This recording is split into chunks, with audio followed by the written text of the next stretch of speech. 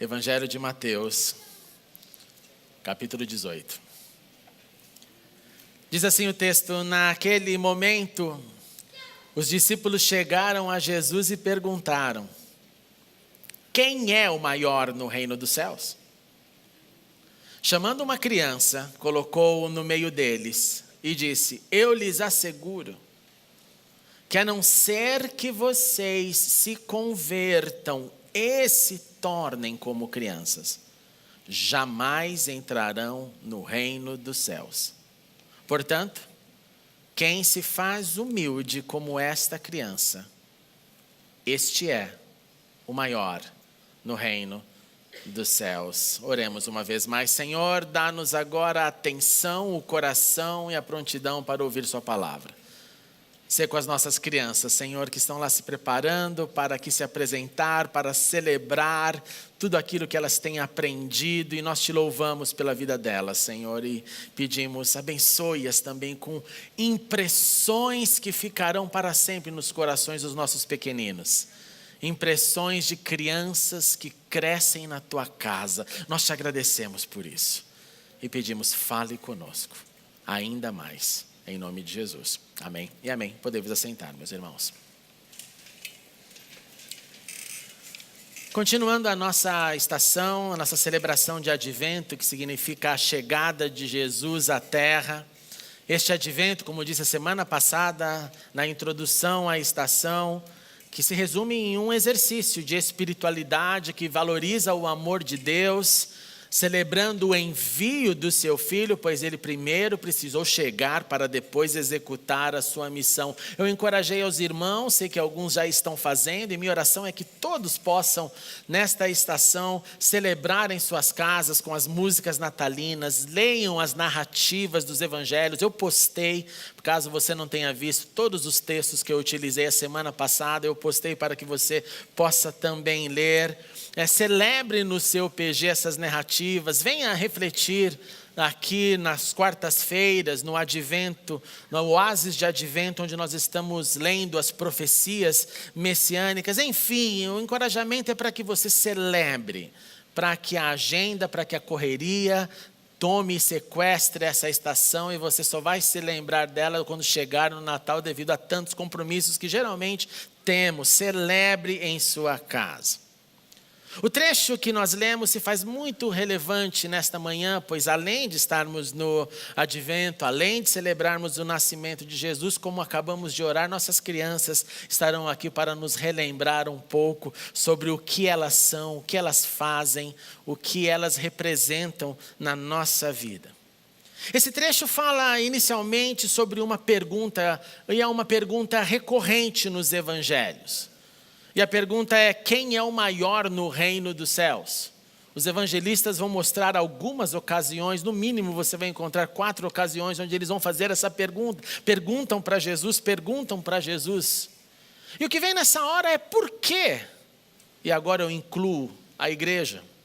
Por que que nós queremos saber isso? Por que que nós queremos saber qual a importância de saber quem é o maior no reino de Deus? A competitividade, ela existe, ela é presente nos seres humanos. Nós nos comparamos com o outro o tempo inteiro, mesmo quando você acredita que você não se compara com ninguém, que você não concorre com ninguém, que isso não é parte da sua realidade. Nesse próprio momento, quando você está achando que você está isento disso, você já está se comparando com alguém. E já se sentindo tão bem, tão bom, que você nem precisa nem se comparar. Por isso que você se sente dessa forma. Em contraste com aqueles que não conseguem esconder essa competitividade. Os discípulos andavam com Jesus, aprendiam do Mestre, viram milagres incríveis. Eles estavam ali vendo atos de humildade o tempo inteiro. O Filho de Deus encarnado, vivendo com seres humanos. Vivendo sem ter aonde repousar a cabeça, como o próprio Jesus disse. Jesus que provocava a unidade, Jesus que provocava andarem juntos, Jesus que enviou os discípulos para evangelizar e disse: vão de 2 em 2 o tempo inteiro, comunhão, aprendizado e missão, comunhão, aprendizado e missão. E este inclusive é o resumo do que é ser igreja. Comunhão, aprendizado e missão. Quando você se esquecer do que a igreja guarda essas 3 palavras, nós vivemos em comunhão, nós aprendemos e fazemos missão. Esse é o resumo. Mas a pergunta estava lá: quem é o maior? Quem que faz melhor? Quem, Senhor? Em nossas escolhas para a vida, nós também vivemos nessa procura do maior conforto, das melhores circunstâncias para viver. Nós procuramos Nárnia sem os seus inimigos, e quando nós encontramos, nós manifestamos a nossa alegria. E quando nós não encontramos, nós manifestamos que este é o desejo que temos, latente dentro da gente. E quando nós não encontramos, nós tornamos isto evidente através de uma sucessão de perene reclamação. Nós atiramos para todos os lados porque não estamos com o maior ou melhor conforto, ou maior e melhor circunstância, ou a maior e melhor leitura da vida, ou a maior e melhor estação da vida. E eu começo a atirar para todos os lados, eu preciso condenar um culpado, eu preciso jogar o meu lixo do meu interior naquele que estiver mais próximo de mim. Então eu vou assim tentando esvaziar e aliviar os meus desejos frustrados em alguém, porque nós somos seres competitivos, nós queremos saber quem é o melhor, quem é o maior. E essas atitudes de humanos e humanos adultos, que ao crescerem, ao deixarem de ser crianças, perderam o desejo de ser e de existir com o próximo. Perceba, com você. Eu com você, você comigo, compartilhando a vida. Conforme a idade vai chegando, nós vamos desenvolvendo as nossas manias, e geralmente as nossas manias da nossa chamada pós-modernidade, ela nos isola. Ela quer construir o meu reino e você tem o seu reino, e quando dá a gente tenta fazer alguma coisa junto, mas se eu não concordar, eu vou declarar cada um por si e Deus por mim, não é Deus por todos. E a resposta de Jesus para essa pergunta, quem é o maior no reino dos céus, foi o seguinte: Jesus chama uma criança, Jesus coloca essa criança utilizando ali um exemplo vivo. Eu imagino o pai dessa criança como deve ter ficado orgulhoso, ou talvez, uau, o que vai acontecer dessa cena? Uma criança que estava ali para tentar evocar memórias, conceitos na sua audiência, e ele disse: olha, eu lhes asseguro, eu tenho plena certeza de lhes falar, que a não ser que vocês se convertam e se tornem como crianças, jamais entrarão no reino dos céus. A não ser que vocês sejam transformados de dentro para fora. A não ser que vocês não se acostumem com seus erros e comecem a assinar embaixo: erro mesmo e não quero nem saber, que os outros me aceitem como sou. A não ser que vocês sejam encontrados pelas boas notícias, permitam que essas boas novas tomem lugar e iniciem um processo de transformação que não tem fim na terra. A não ser que vocês se convertam, a não ser que vocês decidam a ser mais parecido com Cristo e menos parecido com o que você olha no espelho e afirma através das suas vidas. A não ser que haja mudança de mente. E não só isso. A não ser que vocês se tornem como crianças. Crianças que não desejam a competição. E aqui cada um na sua experiência de pai e mãe de criança vai lembrar em que idade isso começou a ficar aflorado. O que me faz pensar que essa criança de Jesus era uma criança, que não entrou ainda nessa contaminação. Criança que gosta de ser feliz, cercada de amigos. Uma criança normal não gosta de ficar isolada. Uma criança normal quer ficar sempre cercada de muitos amigos. Ela quer brincar sempre que possível. Se você perguntar para ela o que você quer, ela não vai falar para você: quero passar o dia estudando, por mais estudante que ela seja. Você perguntar, a resposta mágica é: eu quero brincar. Uma criança quer sempre ser amada. Uma criança quer sempre ser surpreendida por novidades.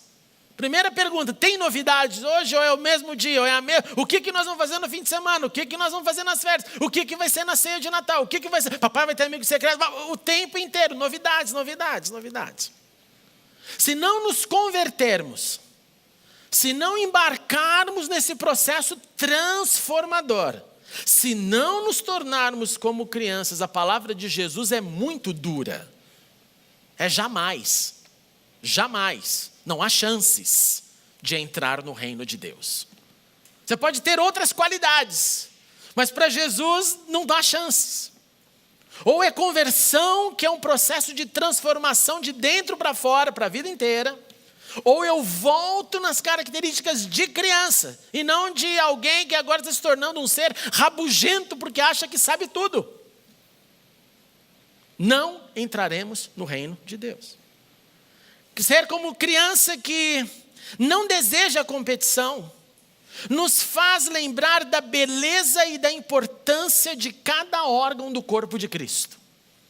Foi o que Paulo tentou nos ensinar, dizendo, olha, cada órgão, cada membro do corpo tem uma função. Não importa se é dedinho, se é braço, se é perna, se é cabeça, não importa. Cada um precisa do outro. Um conectado no outro está. E quando há essa conexão, há a beleza do corpo de Cristo. Quando há essa amputação que às vezes fazemos, há o que é uma disfunção. E aí o corpo se torna deficiente. Criança não tem essa competitividade e a igreja de Cristo é chamada para não ter essa competitividade. Ela é chamada para entender a importância de cada um dos seus membros. A nossa vocação e respeito, então, de respeito e entendimento é para que a gente olhe para essas nossas diferenças, a do dedinho, da perna, do cérebro, da mão, do pulmão, do corpo, dos dedos, e cada um valorize o outro em respeito, em amor e tolerância, um louvando um outro, um impulsionando o outro, não um amputando o outro. Crianças que querem ser felizes, cercadas de amigos, significa a continuada caminhada na vida da igreja dentro da família da fé. E você pode estar dentro da família da fé e estar completamente isolado. Você pode estar dentro da família da fé, como eu digo, sempre com muita dor no coração, como um usuário da família da fé. Você quer boa música, bom louvor, boa palavra que atenda às suas necessidades e quer voltar para casa.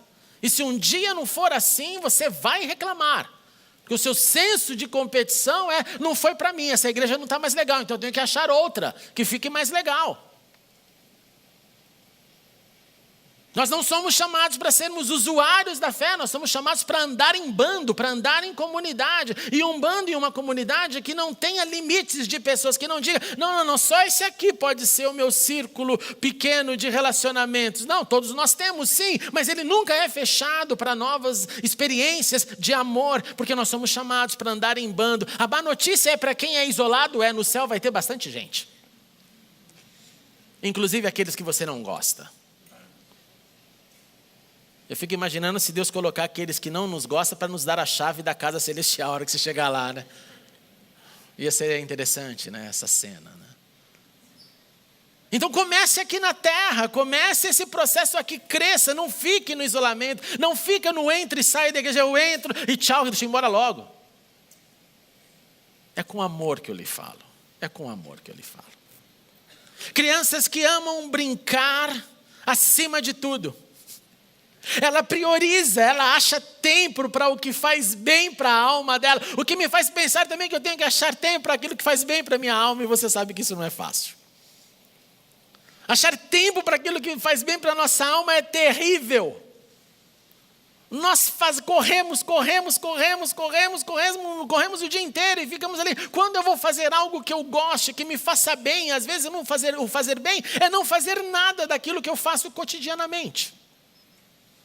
Como crianças, então, eu posso olhar e falar, não, eu tenho que priorizar isso, eu tenho que achar tempo, porque se a minha alma não estiver equilibrada com as coisas que me fazem bem, eu vou adoecer.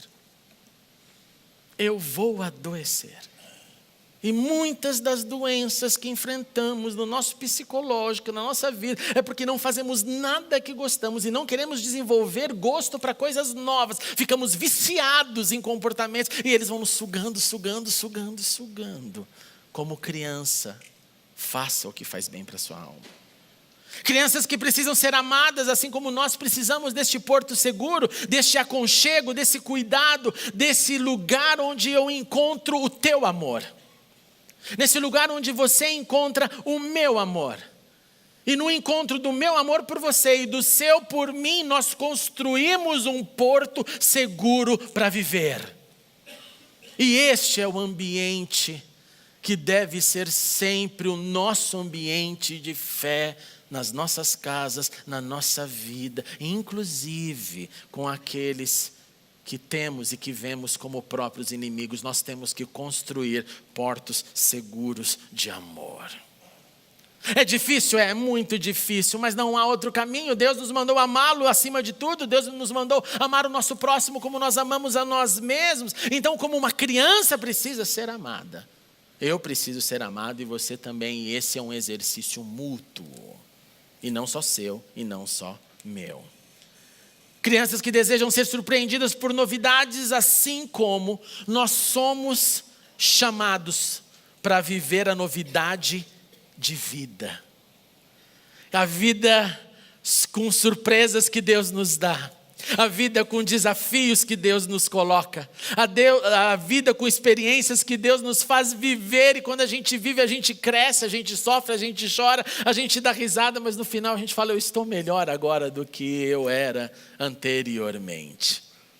Concluiu Jesus, portanto, quem se faz humilde como esta criança. Escute isso. Este é o maior no reino dos céus. Quem se faz humilde como esta criança, este é o maior.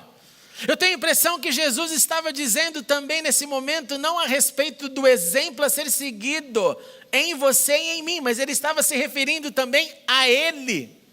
Porque ele se fez criança, porque ele nasceu. Porque ele veio à terra dos viventes, nasceu em Belém da Judéia naquele dia onde não havia lugar para ele nascer.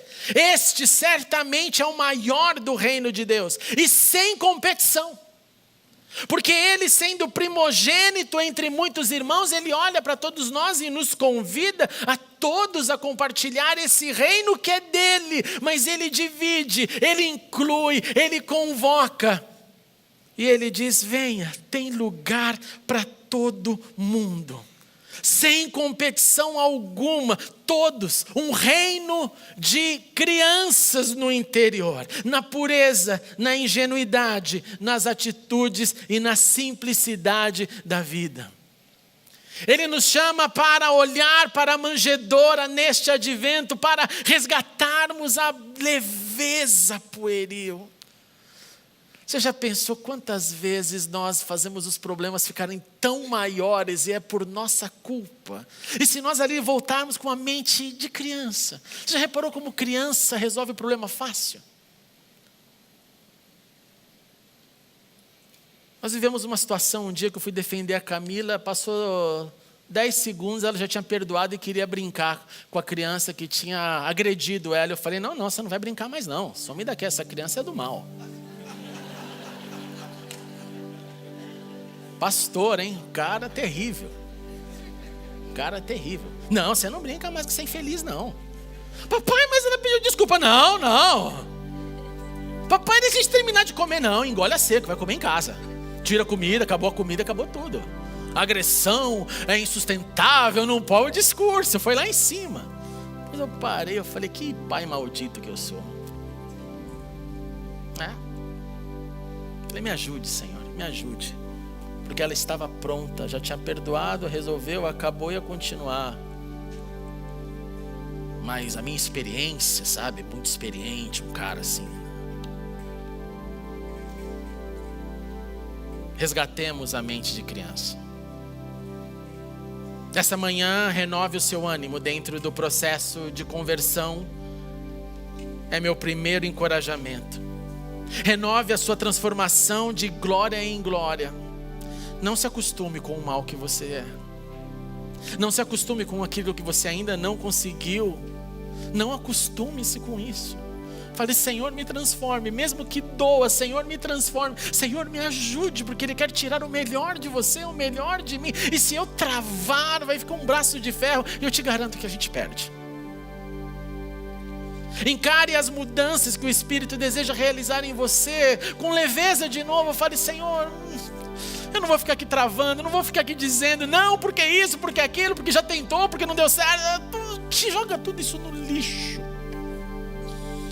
E fala: Espírito de Deus, o Senhor é capaz de transformar. Eu não sou, mas o Senhor é capaz, então transforma-me. Faz melhor, me faz melhor. Sejamos como crianças, acima de tudo, como aquela criança que nasceu há quase 2000 anos atrás. Imitadores daquele que cresceu e que Deus o fez Senhor acima de tudo e de todos. Cristo Jesus, a razão do nosso Natal. Converta o seu coração e volte a ser a criança que Deus fez. Vamos ficar em pé. Vamos dar as mãos. Vamos dar as mãos. Se quiser fechar aqui no meio, feche. Vamos dar as mãos. Vamos, como crianças, filhos de um mesmo pai, dizer: nos ajude. Nos ajude. Antes de você orar para você, se você não souber, pergunte o nome de quem está do seu lado esquerdo. Se você não souber.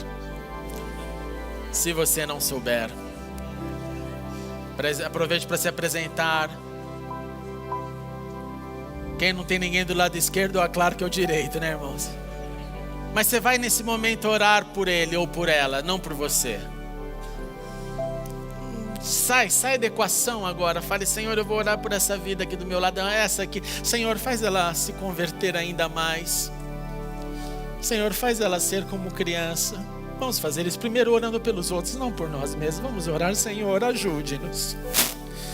Senhor, ajude-nos a voltar a ser essas crianças. E ouve agora a nossa oração de cada um aqui dos seus filhos. Ore com liberdade, pode levantar sua voz, fique à vontade.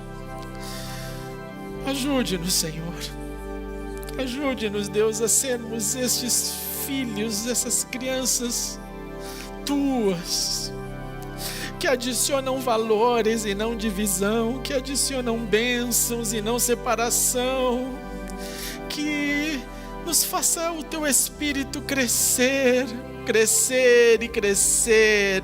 e nos moldar a seres mais pacificados pelo teu amor. Nessa estação de advento, Senhor, olha para as nossas necessidades, olha para os nossos vícios e remova-os. Ajuda-nos a entregar tudo no teu altar e dizer: Senhor, quebra-nos e faz-nos de novo. Oh Jesus, Tu és o Senhor do Natal e Senhor das nossas vidas. Faz isso em nós, no nosso próximo, na nossa vida. Em nome de Jesus. E nesse momento que vamos, Senhor, tomar a ceia do Senhor, faz desse momento também agora cura para nós mesmos. Oramos pelos nossos irmãos, agora olha para a nossa vida e transforma-nos à semelhança de Cristo. Não nos permita nos acostumar com os nossos erros e ajuda-nos a ser como crianças. Em nome de Jesus, nosso Rei e nosso Deus. Amém e amém. Dê um abraço nos que estão do seu lado. Diga: seja criança, converta-se mais e mais.